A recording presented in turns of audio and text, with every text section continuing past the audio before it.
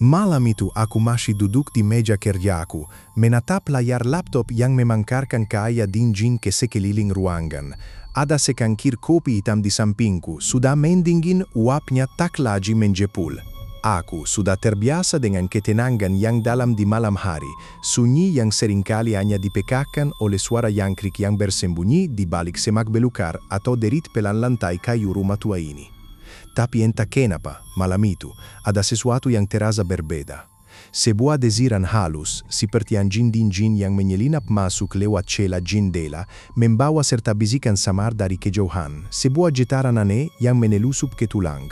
Dan aku belum tahu bahwa ketenangan yang begitu kurindukan itu, ketenangan yang susah payah aku dapatkan, akan segera peka berkeping-keping oleh sebuah suara yang seharusnya tidak pernah ada lagi di muka bumi ini.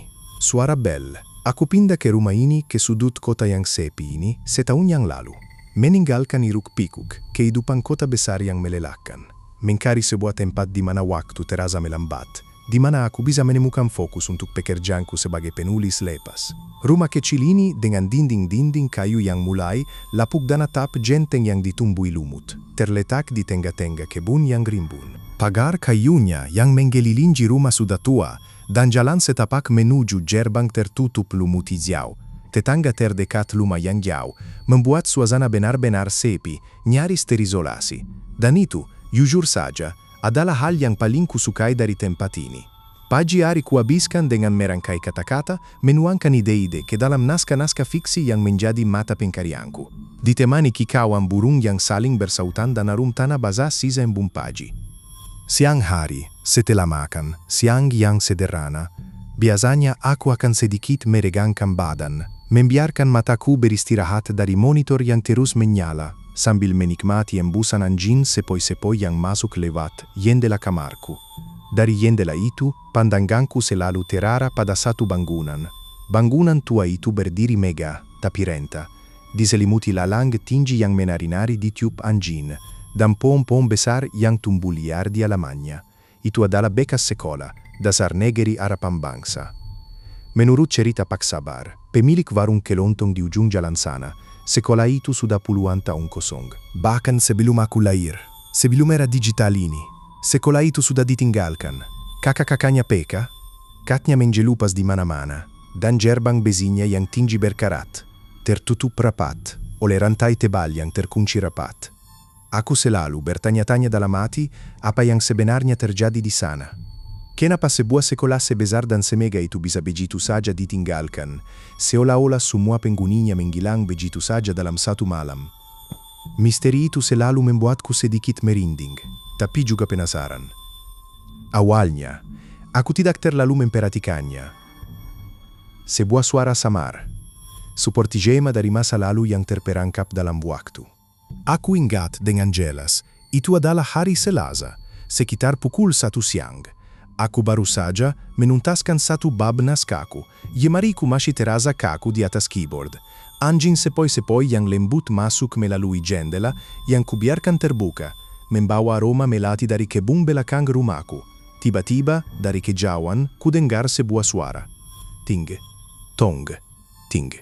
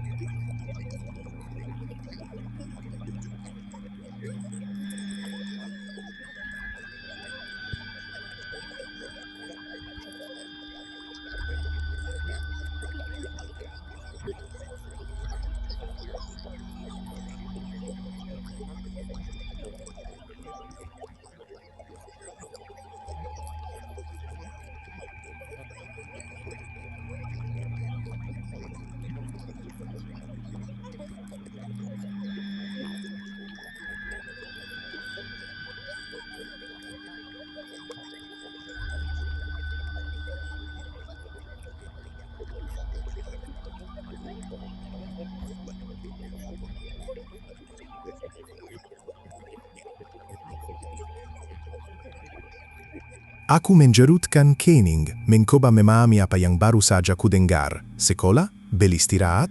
Tapi sekolah itu sudah lama sekali kosong. Sangat kosong. Aku menggelengkan kepala, meyakinkan diriku. Mungkin itu hanya imajinasiku, atau suara dari radio tua tetangga yang entah bagaimana terbawa anjing dan terdistorsi. Aku kembali ke pekerjaanku, mencoba menggabaikannya, berusaha menggusir pikiran aneh itu dari benakku. Tapi keesokan harinya, di jam yang sama, tepat pukul 1 siang, suara itu terdengar lagi. Lebih jelas kali ini, seolah sedikit lebih dekat. Aku sampai berhenti menjetik, jariku terdiam di atas tombol. Suara yang sama persis. Ketukan bel yang teratur. Seperti panggilan yang sangat akrab bagi para siswa di masanya, yang memanggil mereka untuk beristirahat dari pelajaran yang membosankan. Kali ini, rasa penasaran mulai menyelusup masuk ke dalam benakku, bercampur dengan sedikit kecemasan yang tidak bisa kujelaskan. Ini bukan imajinasi, ini nyata. Bel itu benar-benar berbunyi. Setelah 2 atau 3 kali kejadian, itu berulang. Aku akhirnya memutuskan untuk bertanya pada Pak Sabar. Dia pemilik warung kelontong di ujung jalan yang sudah puluhan tahun tinggal di sini, menyaksikan pergantian musim dan zaman. Dia orang tua yang ramah, selalu punya senyum dan cerita untuk semua hal, dari harga sembako sampai gosip terbaru di desa sebelah. Saat kutanyakan tentang sekolah kosong itu, raut wajahnya yang biasanya ceria tiba-tiba berubah drastis. Senyumnya pudar berganti ekspresi serius, bahkan sedikit muram. Matanya menatap jauh, seolah melihat sesuatu yang tak kasat mata, sesuatu yang hanya dia dan masa lalu yang tahu. Sekolah itu, katanya, suaranya sedikit bergetar, lebih rendah dari biasanya. Sudah ada sejak saya kecil. Nak dulu, tempat itu ramai sekali. Penuh dengan tawa anak-anak, suara guru mengajar, riuh rendah saat istirahat. Tapi setelah kejadian itu, semua berubah. Sekolah itu ditutup, anak-anak dipindahkan, dan tidak pernah ada yang berani membuka kembali. Kejadian apa, Pak? Aku mendesaknya perlahan mencoba tidak terdengar terlalu ingin tahu. Pak Sabar hanya menggelengkan kepala, rangnya menggeras. Intinya, nak sekolah itu bukan tempat yang baik untuk dikunjungi, apalagi kalau belnya sudah berbunyi. Jangan pernah mendekat, apalagi kalau siang hari jam istirahat. Pokoknya, jangan pernah. Tatapan matanya serius memangkarkan peringatan yang dalam, sebuah larangan yang tidak bisa dibantah. Ada sesuatu di sana, sesuatu yang dia tidak mau bicarakan secara rinci, tapi kehadirannya begitu kental. Peringatannya membuat bel itu, suara bel yang tadinya hanya sebuah keanehan yang bisa dijelaskan, kini terasa jauh lebih menyeramkan, lebih berat dengan beban sejarah dan misteri yang menjerikan. Aku teringat lagi cerita-cerita yang beredar di kalangan warga lama tentang arwah anak-anak yang belum tenang, tentang seorang guru yang hilang misterius tanpa jejak. Mereka bilang, sekolah itu dikunci bukan hanya karena tidak terawat lagi, tapi karena tidak ada yang berani menghadapi apapun yang berdiam di dalamnya. Sejak percakapanku dengan Pak Sabar, bel itu tidak lagi terdengar sebagai gangguan sepele. Setiap siang, sekitar jam 1, aku akan otomatis tegang. Aku akan berhenti dari pekerjaanku, menahan napas, menunggu. Menunggu suara itu datang. Dan selalu, tepat waktu, suara itu datang. Ting, tong, ting, tong. Kadang terasa lebih dekat. Seolah-olah belnya dipukul tepat di pekarangan belakang rumahku. Suaranya menusuk dari balik tembok. Kadang suaranya lebih melengking, seperti alarm yang menusuk jendang telinga, membuat bulu kuduku merinding. Aku mulai mengamati sekolah itu dari jendela kamarku. Ilalang yang tinggi di halamannya terlihat menari-nari, ditiup anjing. Padahal tidak ada anjing sekengkang itu. Jendela-jendela yang peka dan bolong tampak seperti mata kosong yang menatap balik padaku, menggawasiku dari balik kegelapan. Suatu sore, saat bel baru saja usai berbunyi, aku bersandar di jendela kamarku, menikmati sisa-sisa senja yang mulai memudar. Mataku tertuju pada salah satu jendela di lantai 2 sekolah itu. Sekilas aku bersumpah melihat bayangan tipis melintas di balik kakak yang peka itu. Bukan bayangan daun atau ranting pohon yang bergoyang. Itu adalah bentuk manusia, kecil, buram, bergerak cepat dari satu sisi ke sisi lain. Jantungku berdebar kencang, memukul-mukul rusukku seperti ingin keluar. Aku mengucek mataku, berkedip berkali-kali, tapi bayangan itu sudah menghilang. Lenyap begitu saja seperti tidak pernah ada. Apa yang kulihat barusan aku mencoba bersikap rasional. Mungkin burung besar yang terbang rendah. Mungkin hanya efek cahaya yang memantul dari KKPK. Tapi jauh di dalam lubuk hatiku, aku tahu, itu bukan burung, itu bukan cahaya. Aku tidak bisa tidur nyenyak beberapa malam setelah kejadian bayangan itu. Bayangan tipis di jendela sekolah itu terus menggantuiku, merasuk dalam mimpiku membuatnya terasa nyata dan mencekam. Rasa penasaran bercampur takut mendominasi setiap pikiran. Aku harus tahu kebenarannya. Aku harus membuktikan sendiri. Apakah semua ini hanya imajinasi, liar dari seorang penulis yang terlalu banyak melamun? Atau memang ada sesuatu yang nyata di sana? Suatu siang, setelah bel berbunyi seperti biasa, dengan langkah ragu yang terasa berat, aku memutuskan untuk berjalan mendekat ke sekolah itu. Aku tidak berniat masuk, hanya ingin melihat lebih dekat dari balik pagar, mencoba menemukan penjelasan logis untuk semua keanehan ini. Udara di sekitar sekolah terasa lebih dingin, menusuk kulit, meskipun matahari bersinar terik tepat di atas kepala. Bau lumut dan tanah basah yang bercampur dengan bau karat besitua menusuk hidung. Dinding-dindingnya ditutupi sulur-sulur tanaman liar yang melilit erat, seolah ingin menelan seluruh bangunan itu. Aku berjalan perlahan, menjinjak daun-daun kering yang berderak nyaring di bawah sepatuku. Suaranya bergema di keheningan yang mencekam. Sampai di gerbang besi yang tinggi, rantai yang mengikatnya terlihat tekarat dan kokoh. Mengisyaratkan bahwa gerbang itu tidak pernah dibuka selama puluhan tahun. Aku mencoba mengintip dari celah pagar yang berkarat. Di halaman, rumput-rumput liar setinggi pinggangku menutupi, hampir segalanya menyembunyikan apapun yang ada di bawahnya. Tapi di kejauhan, dekat pintu masuk utama, ada sesuatu yang menarik perhatianku. Sebuah ayunan tua yang salah satu talinya sudah putus dan terurai bergoyang pelan. Tidak ada anjing kengkang yang bisa membuat ayunan itu bergerak. Hanya goyangan lembut, berirama, seolah baru saja didorong oleh seseorang. Dan kemudian, dari dalam gedung, ku dengar suara langkah kaki yang sangat pelan. Satu langkah lalu hening. Satu langkah lagi lebih dekat, lebih jelas. Jantungku berdetak kencang di dada seperti genderang perang. Aku tahu aku tidak sendiri di sana. Ada sesuatu di balik dinding-dinding itu, sesuatu yang mengawasiku, sesuatu yang bergerak. Aku lari. Lari sekuat tenaga, aku tidak menoleh ke belakang sedikit pun sampai aku tiba di depan pintu rumahku sendiri. Napas tersengal-sengal, paru-paruku terasa terbakar, keringat dingin membasahi punggungku hingga ke pinggang. Aku mengunci semua pintu dan jendela dengan tergesa-gesa, menggeser kunci, mengunci engsel. Seolah semua itu bisa melindungiku dari apapun yang ada di sekolah itu. Aku meyakinkan diriku sendiri bahwa semua itu hanya imajinasi. Efek dari cerita-cerita serampak sabar yang terlalu kupercayai. Aku terlalu lela, terlalu banyak bekerja, terlalu banyak melamun. Aku butuh istirahat. Selama 2 hari berikutnya, bel itu tidak berbunyi. Keheningan siang kembali menyelimuti rumahku, terasa seperti selimut hangat yang menenangkan. Aku mulai merasa lega, menggembuskan napas panjang. Lihat kan? Batinku mencoba menenangkan diri, hanya kebetulan. Mungkin ada orang iseng yang memukul bel itu, lalu berhenti karena bosan. Aku mulai kembali fokus pada pekerjaanku, mencoba melupakan kejadian di sekolah itu, berusaha menghapus bayangan ayunan yang bergoyang sendiri dan langkah kaki misterius dari benaku. Malam ketiga, aku tidur lebih nyenyak dari biasanya. Aku bermimpi tentang halaman sekolah yang ramai, anak-anak tertawa riang, seorang guru tersenyum ramah di pintu masuk. Itu terasa begitu nyata, begitu damai, begitu indah. Pagi harinya aku terbangun dengan perasaan yang jauh lebih baik, lebih segar, seolah semua ketegangan itu sudah terangkat. Aku membuat secangkir kopi lagi, aroma harumnya menggisi dapur. Sampai, tepat pukul 11 pagi, 2 jam lebih cepat dari waktu biasanya, bel itu berbunyi. Ting, tong, ting, tong. Kali ini, suaranya bukan dari kejauhan, bukan dari sekolah. Itu berasal dari halaman belakang rumahku.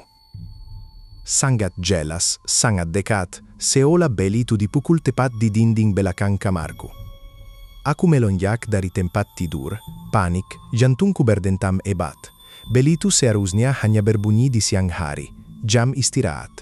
Dan suaranya tidak mungkin sejelas ini, seolah berada di dalam rumahku sendiri. Kalau kamu sudah merinding, tinggalkan like, biar cerita ini menjangkau lebih banyak orang. Aku tidak bisa berpikir yerni. Suara bel itu berulang, memekakkan telinga. Bergema di setiap sudut rumah. Aku merasakan hawa dingin yang menusuk, merayap dari lantai hingga ke ubun-ubun, padahal matahari sudah tinggi di langit. Bersinar terik. Aku berlari ke jendela belakang, yang kulihat hanyalah kebun kosong. Pohon mangga yang rimbun melambai-lambai dan pagar batas tanah yang sudah berlumut. Tidak ada siapa-siapa, tidak ada bel. Tapi suara itu masih ada dan semakin keras, semakin intens. Seolah bel itu ada di udara, di mana-mana, menjelilingiku. Tiba-tiba, aku mencium bau yang aneh. Bau tanah basah bercampur karat dan sedikit amis, seperti darah kering. Bau yang sama persis seperti yang kurasakan di gerbang sekolah waktu itu. Aku berbalik, pandanganku menyapu sekeliling ruangan. Pintu kamarku yang sebelumnya kututup rapat dan kukunci, kini sedikit terbuka. Kukup untuk melihat celah gelap yang menggangga di antara bingkai pintu dan daun pintu. Dari celah itu terdengar bisikan. Suara anak-anak, berbisik-bisik, tapi tidak jelas apa yang mereka katakan. Kemudian sebuah suara yang lebih jelas, suara anak perempuan, memanggil namaku. Kakak. Suara itu pelan, tapi jelas memanggil, mengundang, seperti lagu tidur yang menjerikan. Kakiku bergerak sendiri, seolah bukan milikku lagi. Aku berjalan menuju pintu yang terbuka. Aku tahu aku tidak seharusnya pergi. Tapi ada sesuatu yang menarikku. Sebuah daya tarik yang tak bisa kutolak. Pintu itu terbuka lebih lebar, memperlihatkan koridor rumahku yang gelap gulita. Padahal ini siang bolong. Bau amis semakin menyengat, membuat perutku mual. Dan dari ujung koridor yang gelap itu ada cahaya redup. Merah kekuningan, seperti lampu tua yang nyaris padam, berkedip-kedip pelan.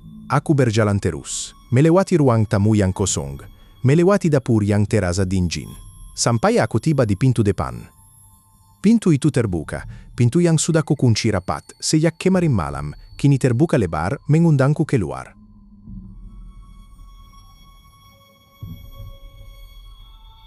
Di luar bukan lagi kebunku, bukan lagi jalan desa yang sepi.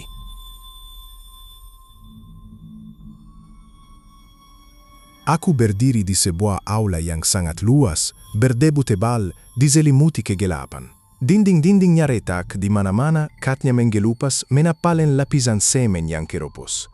Meja dan kursi-kursi berantakan di sana-sini, berserakan seperti mainan yang ditinggalkan. Ini adalah sekolah itu.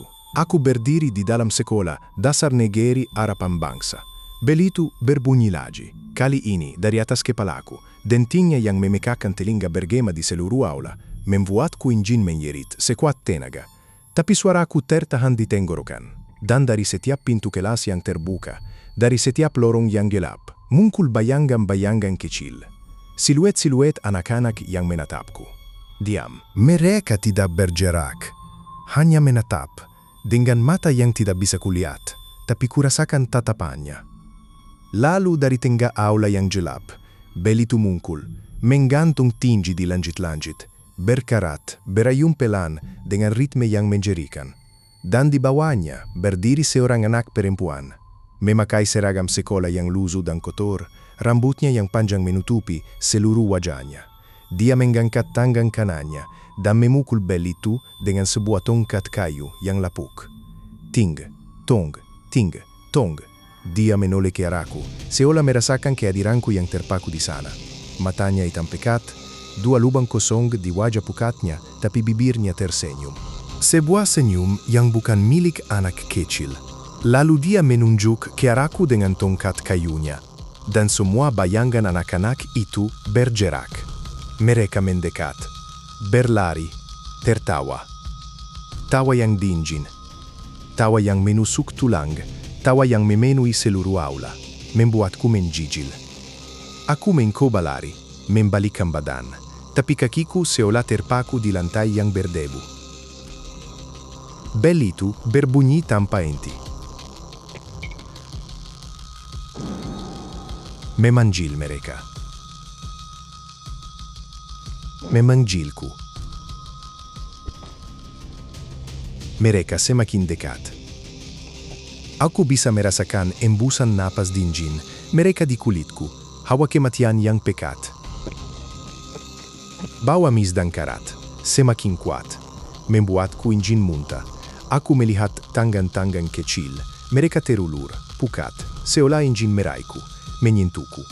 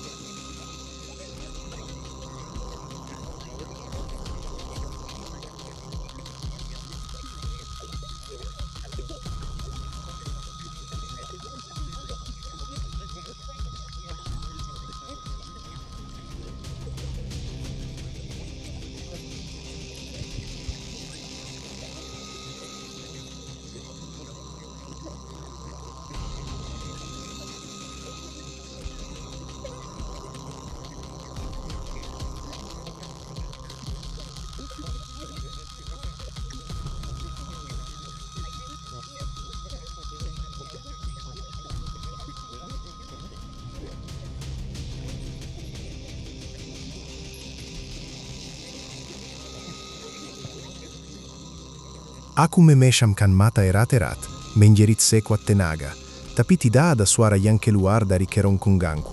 Hanya bel yang terus berbunyi, menguasai segalanya. Dentinya seperti palu yang menggantam kepalaku berulang kali, ritmis, mematikan, menggigis kesadaranku perlahan. Aku merasa seperti tenggelam dalam lautan suara dan bayangan, sebuah pusaran yang menarikku ke bawah. Sebuah tangan dingin menyentuh kakiku, lalu tangan lain di bahuku, kemudian di lenganku. Aku membuka mata. Anak perempuan di bawah bel itu tidak lagi tersenyum. Wajahnya kosong, pucat pasi, seperti mayat yang baru saja bangkit dari kubur. Tapi tangannya masih memegang tongkat, terus memukul bel itu dengan tekun. Ting, tong, ting, tong. Dia mengangguk ke arahku, tatapan matanya yang kosong menembusku. Seolah dia ingin mengatakan, kamu sudah tiba. Kamu bagian dari kami sekarang. Kita akan bermain selamanya. Aku merasakan kesadaran perlahan menjauh dariku, seperti air yang menjering. Pandanganku kabur, semua bayangan anak-anak itu mulai menyatu, membentuk satu massa gelap yang menjerikan. Aku jatuh berlutut, mencoba bernapas, tapi paru-paruku terasa kosong, tidak ada udara yang bisa kuhirup. Suara bel itu adalah hal terakhir yang kudengar dengan jelas sebelum semuanya benar-benar gelap, menelangku ke dalam kehampaan. Aku terbangun. Di tempat tidurku sendiri. Matahari bersinar cerah dari jendela kamarku, memenuhi ruangan dengan kehangatan. Kopi hitamku ada di meja, sudah dingin, seperti pagi sebelumnya. Laptopku masih menyala, menampilan naskah yang belum kuselesaikan. Semua terasa normal. Apakah itu mimpi? Hanya mimpi buruk yang menjerikan. Akibat terlalu banyak membaca cerita seram dan terlalu banyak minum kopi, aku berusaha meyakinkan diriku sendiri, memaksakan logikaku untuk menerima penjelasan itu. Aku bangun dari tempat tidur, kakiku gemetar saat menapak lantai. Aku berjalan ke dapur, mengambil segelas air dingin. Jantungku masih berdebar kencang, menolak untuk tenang. Ketika aku kembali ke kamar, mataku tertuju pada meja kerjaku. Di sana, di samping laptopku, di tempat di mana tidak ada apa-apa sebelumnya, tergeletak sebuah tongkat kayu kecil. Tongkat yang sudah lapuk, berlumut di satu sisi, dan terasa sangat dingin saat kusentuh, sama persis dengan tongkat yang digunakan anak perempuan itu untuk memukul bel. Aku menjatuhkannya dengan terkejut. Suara tongkat itu jatuh ke lantai kayu terdengar nyaring, memeka keeningan. Aku menatapnya terpaku. Lalu keluar jendela, ke arah sekolah kosong itu, dan tepat pukul 1 siang, suara itu kembali berbunyi. Ting, tong, kali ini. Aku tidak lagi menunggunya dengan takut. Aku tahu, itu bukan mimpi. Aku tahu, bel itu berbunyi bukan karena ada yang memukulnya, tapi karena aku sudah masuk ke dalamnya, dan mungkin aku tidak pernah benar-benar keluar dari sana. Sejak hari itu, setiap siang tepat pukul 1, bel istirahat dari sekolah kosong itu berbunyi. Dan setiap kali, aku merasa seperti ada sebagian dari diriku yang ikut terpanggil. Kadang, aku bahkan merasa ingin membalas panggilannya, merasa ingin kembali ke sana, merasa ingin bermain lagi. Seolah-olah, aku adalah salah satu dari mereka sekarang. Pernahkah kamu merasakan panggilan dari sesuatu yang tidak terlihat? Atau mendengar suara yang seharusnya tidak ada, suara yang menggusik ketenanganmu? Apa yang akan kamu lakukan jika bel dari sekolah kosong itu berbunyi di dekat rumahmu setiap siang, memanggilmu dengan ritme yang tak tertahankan? Berikan pendapatmu di kolom komentar di bawah. Jangan lupa untuk menekan tombol like, subscribe, dan aktifkan lonceng notifikasi agar kamu tidak ketinggalan cerita-cerita seram lainnya dari channel ini. Terima kasih sudah menonton sampai habis. Kalau kamu berani,